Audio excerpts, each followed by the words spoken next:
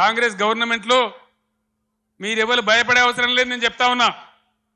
Police సోదరులారా మీకు మనవి చేస్తా ఉన్నా, మీరు అనవసరంగా గ్రామాలలో చిచ్చులు పెట్టి సోషల్ మీడియా పోస్టులు పెట్టిన వాళ్ళని కూడా బెదిరిస్తా ఉన్నారు. ఇది మంచిది కాదు. మీరు చూడండి, ప్రజల స్పందన చూడండి.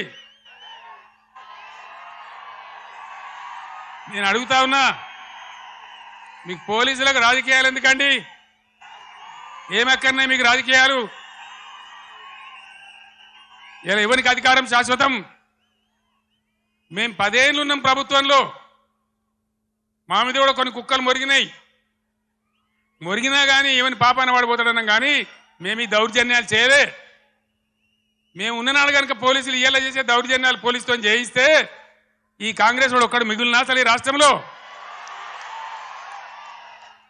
మేము అటుపోలే, ఆ దారి పట్టలే. మేము ప్రజల సంక్షేమం కోసం పనిచేసినాం, 24 గంటల కరెంటు కోసం పనిచేసినాం, పేద ప్రజల ఆకలి తీర్చాలని పనిచేసినాం, ముసలి మురిగ వాళ్లకు 2000 రూపాయల పెన్షన్ ఇచ్చి ఆదుకున్నాం. ఎంత చెప్పినామో అంత అమలు చేసి చూపించినాం. ఒకటో అరనో తప్పితే అన్నిటికన్నీ అమలు చేసినాం.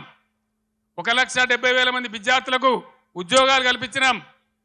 అన్నీ కూడా చేసినాం.